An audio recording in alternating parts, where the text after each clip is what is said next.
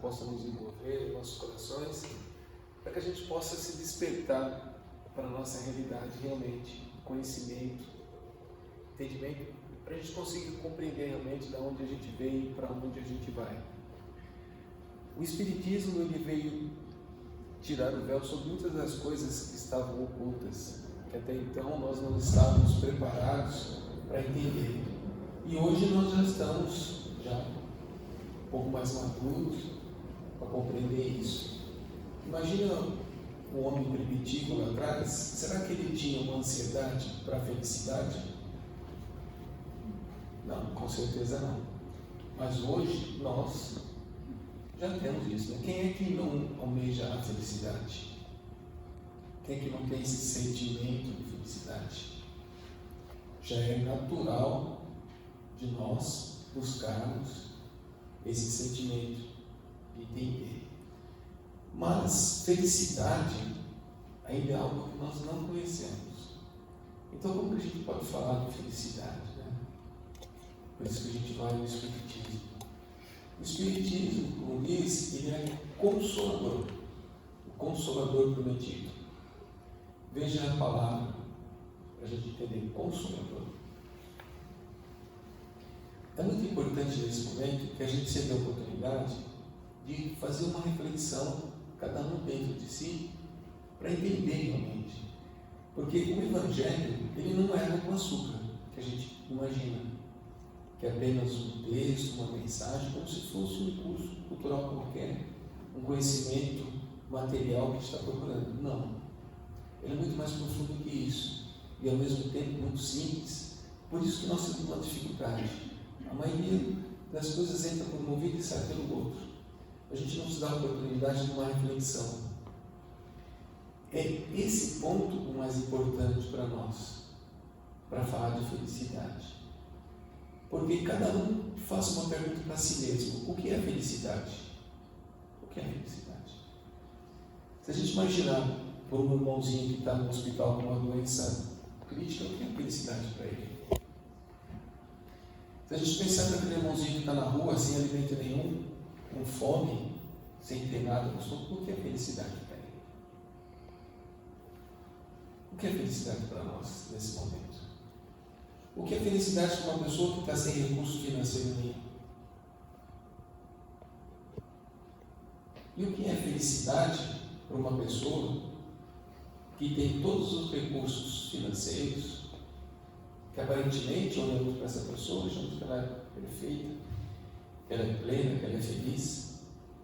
E a grande maioria dessas pessoas, às vezes, estão passando por uma profunda mágoa, depressão. Hoje, no mundo que nós estamos, doenças, tem síndromes aí que a gente nem conhece mesmo, de tão profunda que está sendo catalogado em cada situação. E isso é um negócio complicado, que deve nos chamar a atenção. Para quando a gente vai ouvir o Evangelho, ou estudar o Evangelho, que não seja passageiro, que a gente olha como se estivesse lendo um livro de história. Não é assim. Porque se a gente faz isso, a gente passa por cima e nem consegue ter a oportunidade da reflexão anterior para compreender realmente aquilo. Por isso que o Espiritismo é consolador. Ele vem consolar, não está dizendo que vai nos curar, que vai tirar todas as nossas vicissitudes, como diz os Espíritos superiores. E para nos auxiliar nessa reflexão, na pergunta 920, Allan Kardec vai diretamente no capítulo 1 do Livro dos Espíritos e faz essa pergunta para os nossos irmãos mais velhos, os imortais. Uma pergunta direta: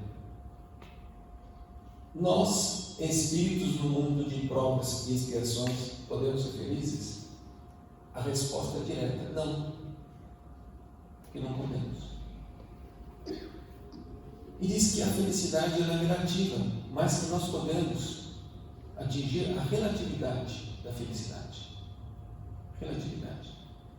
Porque nós estamos num processo. Deus nos criou simples e ignorantes para que a gente possa evoluir, adquirir aquele tesouro e construir. Essa é a primeira mensagem. a felicidade ela é uma edificação íntima, é uma construção interior. E nós, no ponto que nós estamos, a gente não consegue compreender muito bem isso, se não pararmos para refletir sobre o assunto. Por isso que é muito importante que cada um, dentro de si, faça essa reflexão no dia a dia. Porque a maior revelação do Espiritismo, que não tenhamos dúvida, o maior consolo que traz o Espiritismo é dizer que nós somos imortais. Nós somos imortais. Você sabe o que é isso? Tem muitos irmãozinhos nossos que entram em situações perturbadoras porque está passando por uma situação difícil e na mente dele aquilo acabou, que ele não mais vai atingir a felicidade, que a única oportunidade que ele tinha nesse mundo material foi embora, ou porque ele teve uma perda financeira muito grande, perdeu algo muito grande, ou porque um ente querido muito próximo partiu do mundo espiritual, e ele entra num desespero tão grande que chega a subir essas situações muito catastróficas. Porque ele acredita que a única oportunidade é essa vida, que não tem mais nada depois disso. E não é isso. Esse é o grande ponto do Espiritismo. Somos imortais. Quantos úteros cada um de nós aqui já mergulhou? Quantos?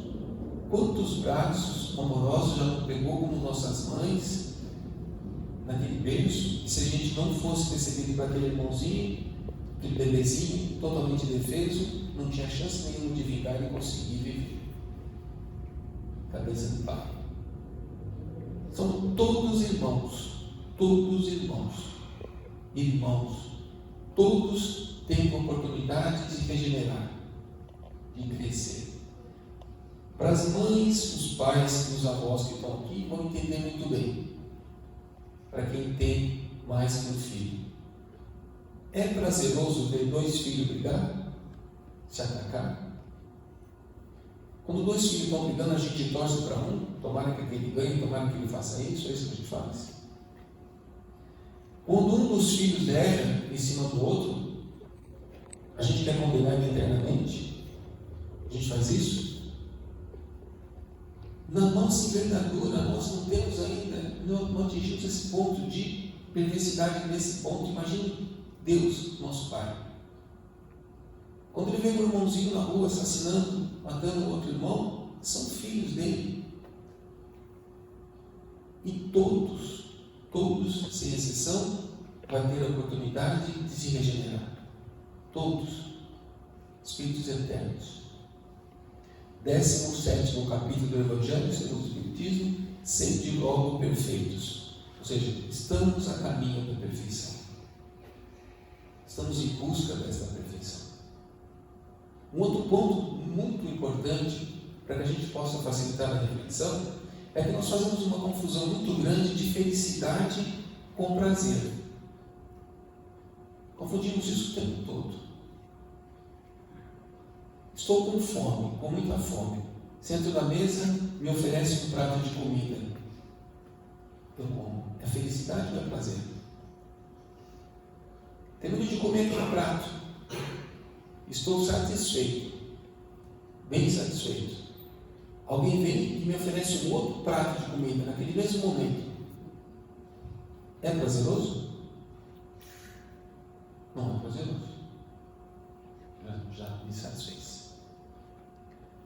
Para quem gosta de chocolate, pega um chocolate belga, que é uma embalagem pequenininha, um chocolate maravilhoso, incrível, você põe na boca e ele derrete, tem um sabor assim, incrível.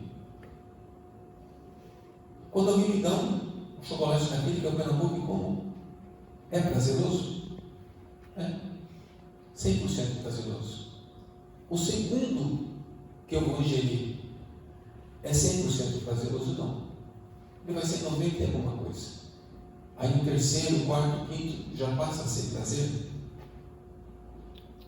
Não mais. Felicidade. Como é que se constrói a felicidade? como é que a gente consegue edificar a felicidade? Então, se é prazer, estou morrendo de frio, alguém me dá uma blusa, é um conforto, é um prazer. Agora, uma pessoa que precisa estudar, que se compromete ao estudo, a fazer um curso, porque ela quer se capacitar, ela quer buscar um conforto material através de um salário, de um emprego bom, e ao mesmo tempo ela quer ter conhecimento, quer se aprimorar, mas ela tem que levantar às 5 horas da manhã para fazer esse trabalho ou para estudar. É prazeroso levantar às 5 horas da manhã no inverno? Não é prazeroso. Mas aquela pessoa que levanta no inverno, no verão, em todas as estações, e pega um ônibus, carro, enfim, passa por todas as tribulações, buscando aquele estudo, a hora que ela finaliza aquele período, que ela consegue atingir aquele objetivo, o que ela sente? É algo que a gente não consegue explicar. É o tesouro da pessoa. Isso é um exemplo de felicidade, muito mal colocado, mas é um exemplo de felicidade.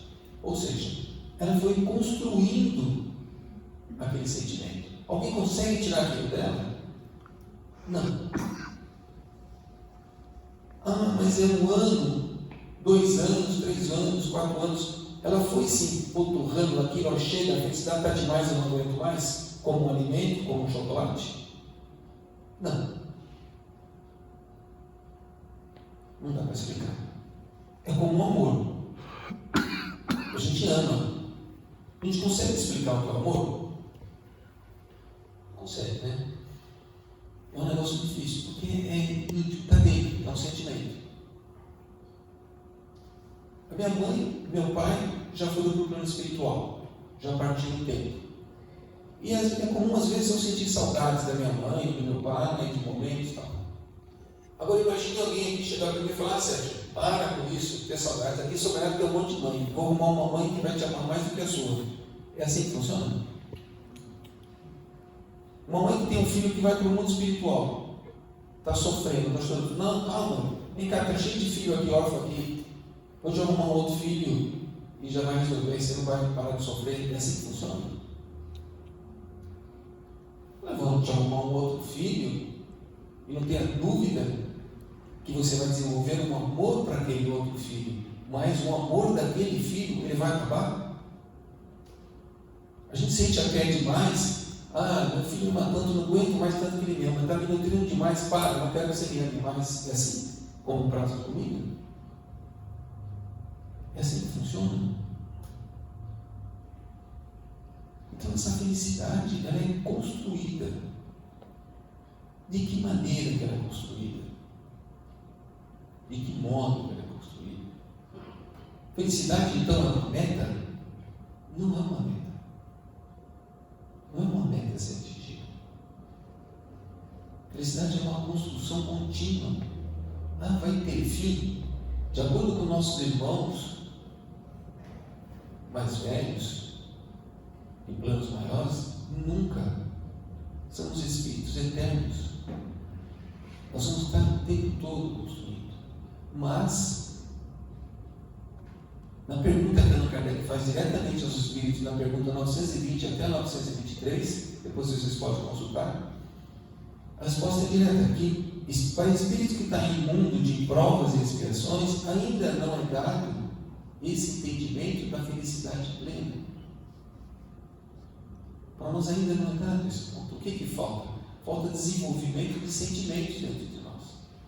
É essa edificação que nós estamos fazendo no dia a dia, construindo.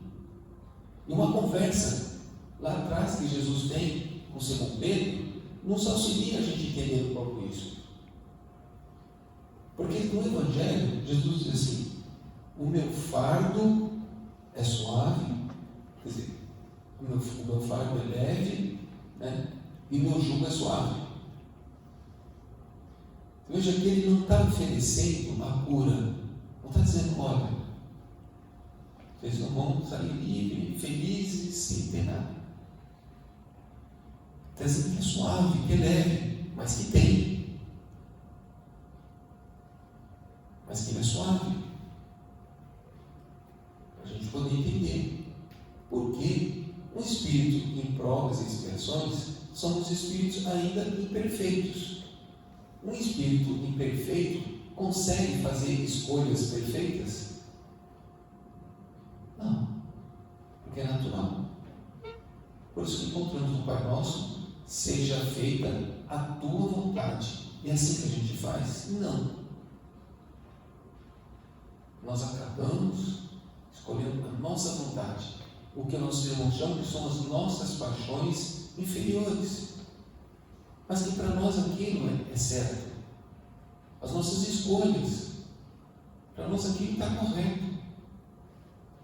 É que na Epístola de Tiago ele chama que é a nossa concupiscência, que é por causa da nossa concupiscência é que nós falhamos, porque é o nosso desejo.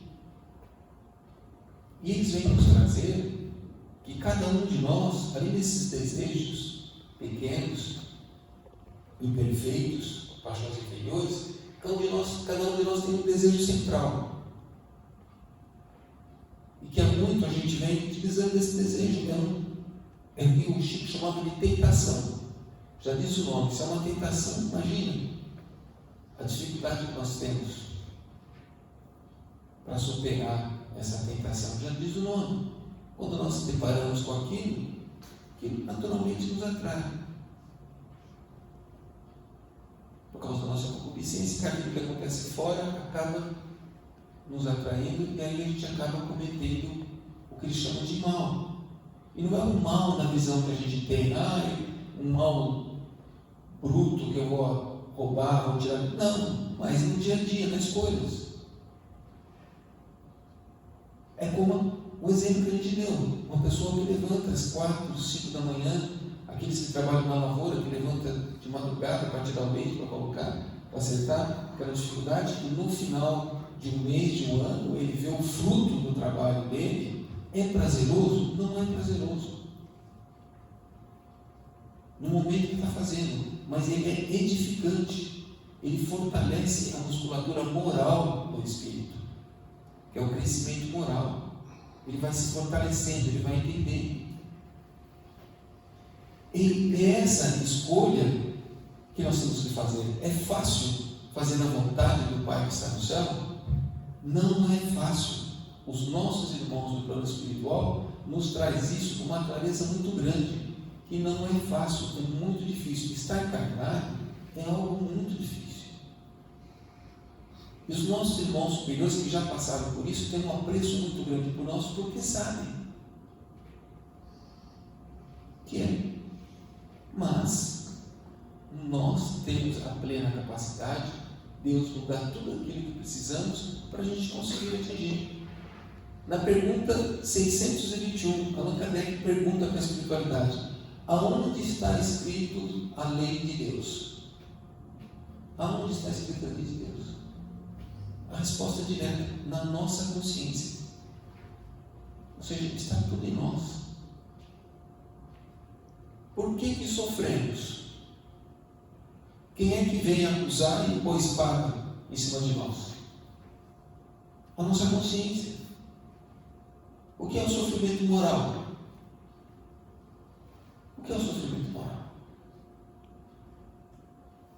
O que é alegria? Quem é que decide que você vai ficar alegre ou triste? Quem é que dá o comando? Quem dá o comando? Eu vou ficar alegre ou triste? Quem dá o comando? Somos nós. Se eu acredito que ter um automóvel novo, moderno, é uma coisa maravilhosa, que é um desejo, e alguém me dá aquilo lá, qual o comando que eu dou para dentro de mim? De felicidade. Estou recebendo. Ótimo. Mas e se alguém me tira? Tira o brinquedo da criança. Como que a gente sente? Tem uma passagem nos contos do Chico que tem um presidente de uma casa em Uberaba, onde é verídica essa história. O presidente da casa, que trabalhava junto com o Chico à noite, todas as noites, para sentar, ele era um profissional liberal, e no dia antes do trabalho da noite, ele vai para o escritório. Quando ele chega no escritório, tinha invadido o escritório dele, tinham arrebentado tudo, roubaram o computador, roubaram o que dava para roubar, roubaram. E o que não conseguiram roubar, destruíram, arrebentaram tudo. Imagina à noite, esse homem como ele chegou no centro.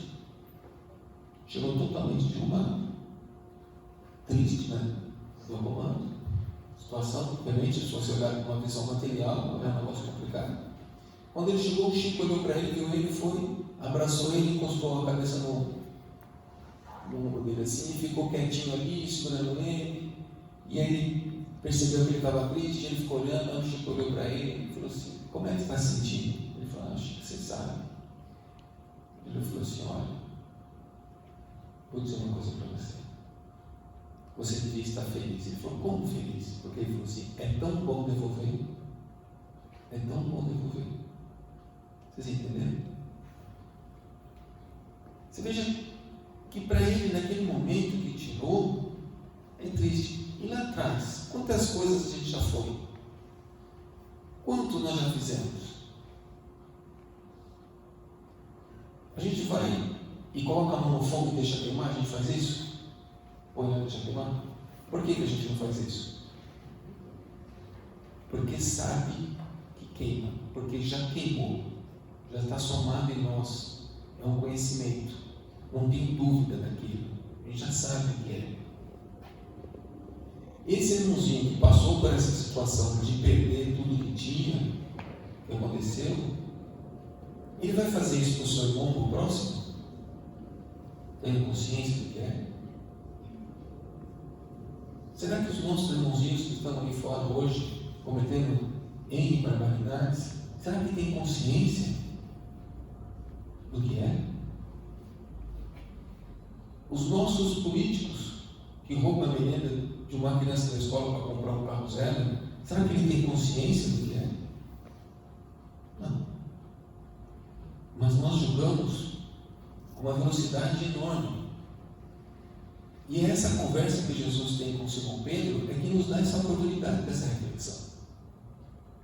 Simão pergunta para Jesus, depois que ele tinha proferido o sermão do monte, fala: mestre, nunca me senti tão feliz como estou me sentindo agora. Uma felicidade dentro de mim que eu não imaginava, um sol que eu nunca imaginei que pudesse brilhar dessa maneira. Mas ao mesmo tempo estou triste, porque não sei como edificar esse amor dentro de mim. Jesus olha para ele e fala: Simão, perdoe. Perdoe a tudo e a todos. Perdoe principalmente nos momentos que achar que não deve perdoar, porque é exatamente ali que mais merece o seu perdão. É nesse momento que merece a terapia do amor. Perdoe no seu dia a dia, não perca nenhuma oportunidade de perdoar. Simão olha para Jesus e fala: mas mestre, mas como que eu faço para amar? Ensine a mim e os meus que não sabemos. Jesus olha para ele complacente novamente e diz: Simão, pratiques o bem. Pratiques o bem com toda exuberância, com todo o seu sentimento, em todos os momentos, a tudo e a todos. Esse é o remédio. Esse é o caminho. Jesus ensinando. Jesus, antes de ir para o Calvário com os seus discípulos, a última coisa que ele disse para eles foi: seja fiel ao Pai, ou seja, seja fiel às leis de Deus e ame uns aos outros como eu vos amei. Esse é o recado que ele deu. Esse é o caminho. É isso que nós olhamos, ouvimos, não enxergamos e não escutamos. No nosso dia a dia a gente toca, como diz Emmanuel, a grande maioria de nós vai evoluir aos trancos e barrancos, sem ter a consciência do que de fato precisamos fazer, de qual que é o caminho. amanheci o dia, o que eu tenho que fazer? A oração é algo fantástico que nós, assim, ouvimos e não usamos. É a oportunidade de se conectar com uma energia de luz, de paz, de amor, de se fortalecermos, e nós usamos muito pouco. Jesus, governador planetário, mais de 400 bilhões de anos cuidando desse universo.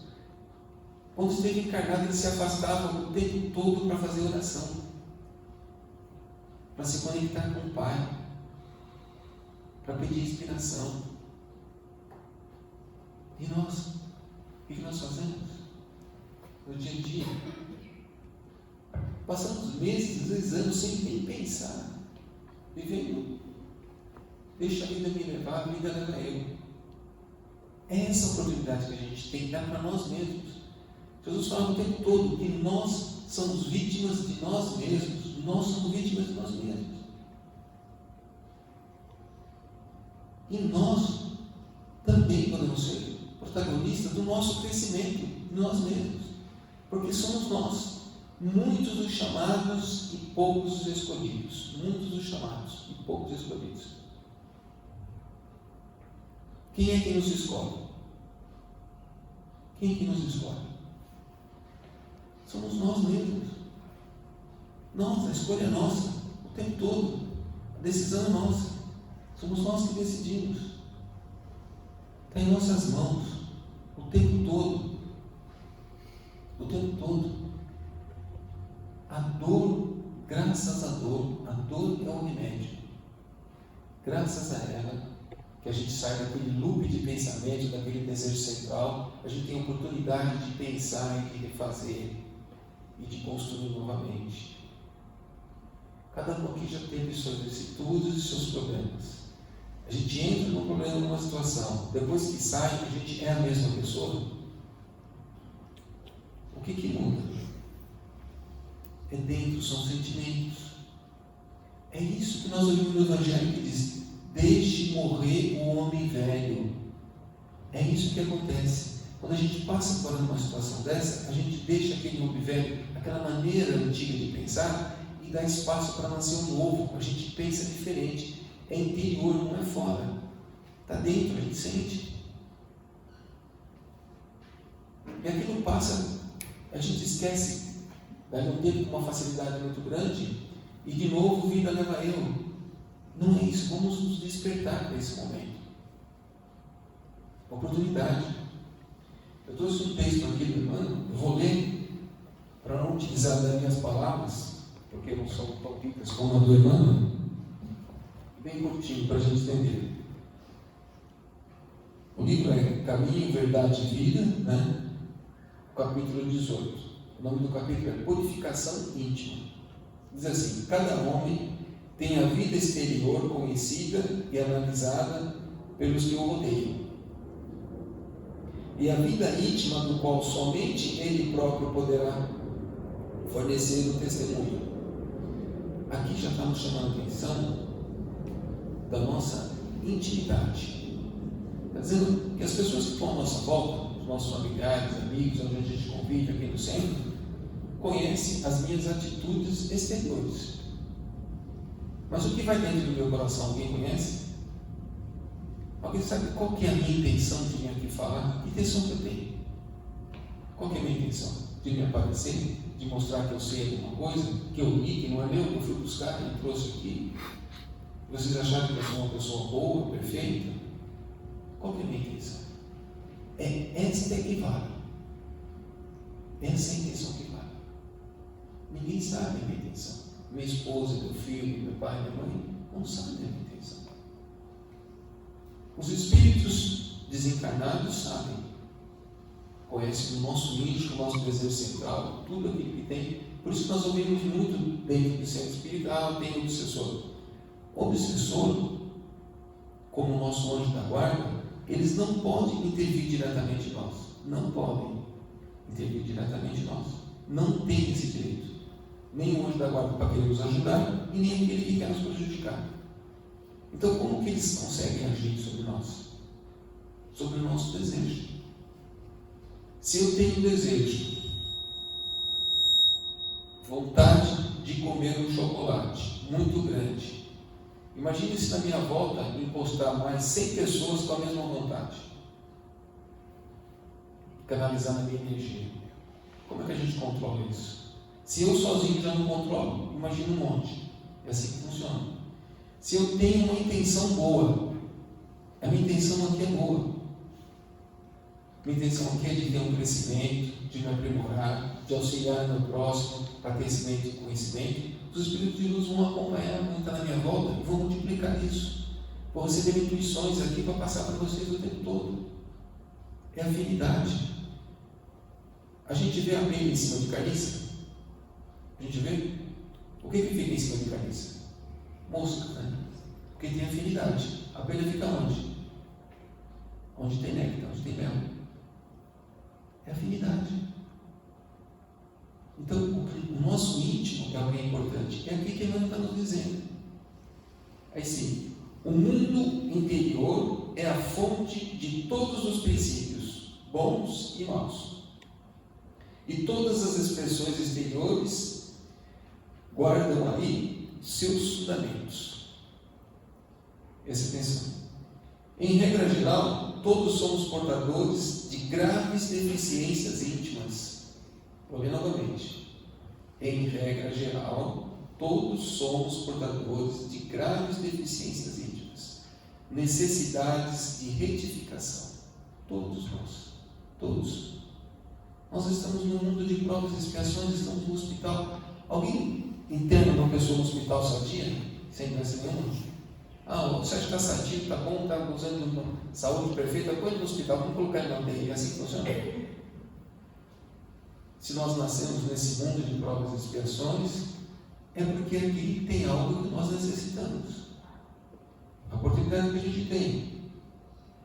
Mas o trabalho de purificação não é tão simples quanto parece. Será muito fácil ao homem confessar a aceitação de verdades religiosas, operar a adesão verbal, ideologias edificantes. Outra coisa, porém, é realizar a obra de elevação de si mesmo, valendo-se da autodisciplina, da compreensão fraternal e do espírito de sacrifício. Entende? A gente pergunta 919 do Livro dos Espíritos. Allan Kardec pergunta: o que devemos fazer para nos livrarmos do mal, para nos elevarmos, para crescermos? A pergunta é direta: isso. Conheça-te a ti mesmo. E como está no livro, é fácil conhecer a ti mesmo? Não é. Não é. Nós utilizamos máscara para nós mesmos, para encobrir aquilo que está em nós mesmos, do que olhar de frente. Então, a gente vai numa igreja católica, num centro espírita, no bandismo, em várias religiões, ouve o que tem que ouvir, sabe como se nada tivesse acontecido e toca a vida sem parar, sem se dar essa oportunidade de fazer uma reflexão, de buscar dentro de si entender. Estamos nessa caminhada. Mas, como dizia Paulo, graças a Deus, já somos o que somos. O que quer dizer? Que nós já passamos por muito mesmo. Para chegar onde nós chegamos, a estrada é longa. Nós estamos nessa estrada, meus irmãos, há séculos, para chegar onde nós chegamos. Diz os nossos irmãozinhos espirituais que se não fosse a bênção de Deus, a gente ter o véu do esquecimento do que a gente foi lá atrás, nenhum de nós teria um sorriso fácil no rosto. Nenhum de nós. Como dá no trecho, como está nesse capítulo que Emmanuel nos passa, e todos nós temos aquilo para se identificar. Todos, nesse mundo, sem exceção. Todos. Mas, como ensinou Jesus, não devemos julgar. Não devemos julgar. Jesus teve uma conversa nessa época que teve com Simão Pedro, ele teve com um fariseu, Natan ben Assad, que era um fariseu muito duro no julgamento, que tinha estudado as leis mosaicas, e era o juiz da época, e era muito conhecido por ser muito cruel. E ele querendo colocar Jesus numa situação difícil, ele vai numa praça pública e quer Jesus e fala assim: está dizendo e pregando que devemos perdoar tudo? Jesus olha para ele complacente, tranquilo, e fala assim: o perdão não é para um grupo seleto, para poucos. O perdão do Pai é para todos. Natan fica irritado porque ele não esperava essa resposta de Jesus. Ele queria uma resposta que colocasse ele contra o povo. E aí ele pega e vai ler. Fala: está dizendo que temos que perdoar aqueles que matam, que roubam, que estão no meio do povo, que nada devemos fazer? Jesus olha mais uma vez para ele e fala assim: esse que devemos perdoar. Porque através do perdão ele irá reconhecer você como irmão e você irá reconhecer ele como irmão. O perdão vai funcionar como uma terapia do amor. Mas nunca julgue, porque quem julga, julga o mesmo erro do rebelde que está errando. Porque não devemos julgar, mas justificar. E explica para ele o que é justificar. Então, justificar é separar esse irmãozinho que errou da sociedade, assim como o homem da saúde faz com aquele que está doente, que leva para o hospital, cuida, sara e devolve. Justificar é recolher essa pessoa com respeito, com amor, com carinho, cuidar, curar e devolvê-la para a sociedade.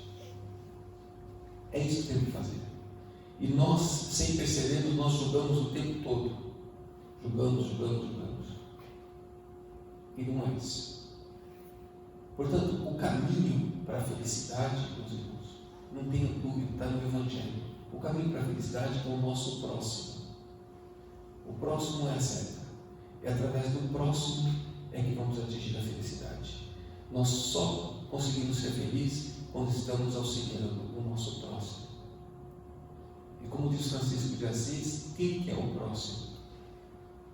O Jesus falava: os animais de próximo, os pássaros de próximo, os vegetais de próximo, de irmãos, todos irmãos. São os irmãos. Essa é a visão que a gente tem que ter. Uma visão espiritual, não material. A visão espiritual, ela é ampla. Ela abre o nosso horizonte de espíritos eternos. Podemos sonhar o que imaginar. Eu posso ser o que eu quiser ser. Eu posso me planejar para agora para ser um músico, para ser um médico, para ser um poeta, para ser o que eu quiser. O que eu não consegui nessa vida, eu tenho várias. Quanta coisa a gente traz lá de trás hoje. Eu tenho dom para isso, eu tenho dom para aquilo. Será que não estudou? Será que não fez? Nada é por acaso. Ninguém recebe nada. Ao acaso é construído, é edificado. Essa visão que a gente tem que ter ampla, olhar para o nosso próximo e entender que é ali que nós vamos edificar o nosso amor e é ali que nós vamos buscar a nossa felicidade. Ela não é plena nesse mundo, ela é edificada, ela é construída. O pouco que nós temos hoje, nós construímos nessas existências e temos muito pela frente. E o caminho é o próximo. Quando a gente faz uma caridade e auxilia alguém e a gente sai se sentindo mal? Se sente mal? Como que a gente se sente? Dá para explicar? Portanto, como diz Jesus antes de partir, amai-vos uns aos outros como eu vos amei. Obrigado, meus irmãos.